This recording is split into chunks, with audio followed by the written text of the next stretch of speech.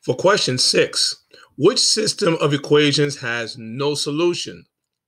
Okay, as we look at all these choices, these four choices, they are in algebraic form. So what we're going to do is use the elimination method because the way it looks like if I can add them, I can use the elimination method. So that's going to be our strategy.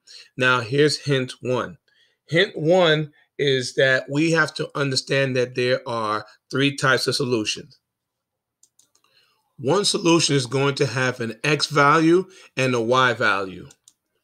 No solution is going to have something like 0 is equal to 7.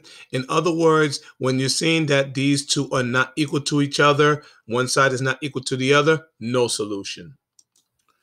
Infinitely many solutions, it will have the equation looking like 0 equal to 0. Same thing on both sides. Now notice, for no solution and infinitely many solution, there are no longer any x or y values. They're gone.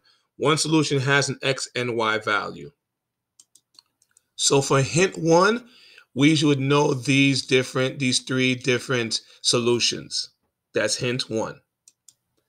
Hint two, I'm going to use the elimination method. Now, as I look through my choices, I'm seeing that when I do the elimination, some of them are not going to have anything that eliminates. To be honest with you, only C is able to have the positive y and the negative y that we can eliminate here.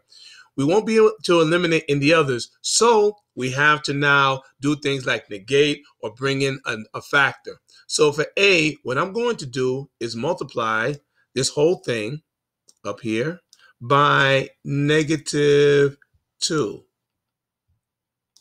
All right, I'll multiply that by -2. And what will happen is this.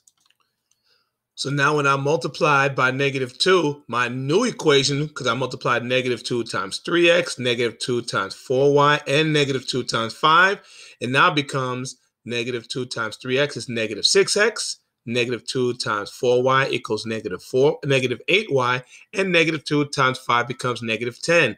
That's my new equation, and when I bring it with the other equation, I can now eliminate this right here.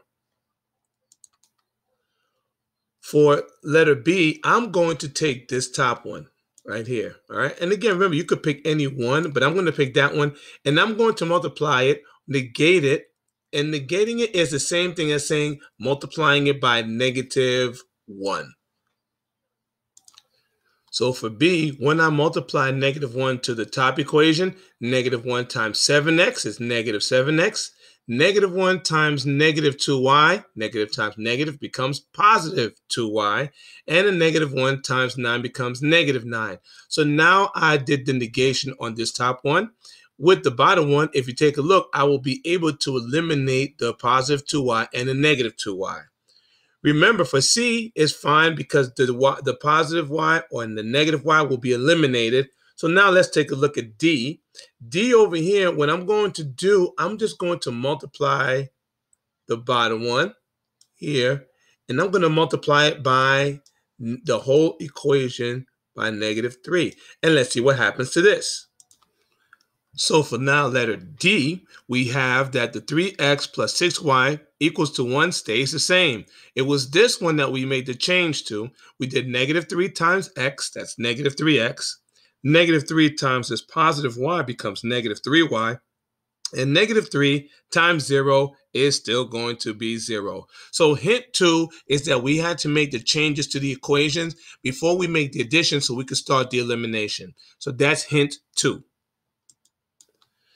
Now for hint 3, I'm hoping everybody wrote down the equations. If not, you can always go back and look at them and write them down. But I'm just going to focus on letter A. I'm going to do letter A with you, all right? So hint 3 is now to just go through each one doing the addition of the elimination process, all right? So for this one over here, all right, I am going to add them together.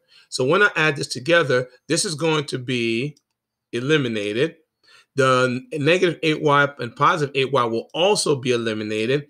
And the -10 and the +10, what comes out to be 0, that will also be eliminated. So what you really have is 0 equal to 0. Now, if I take a look,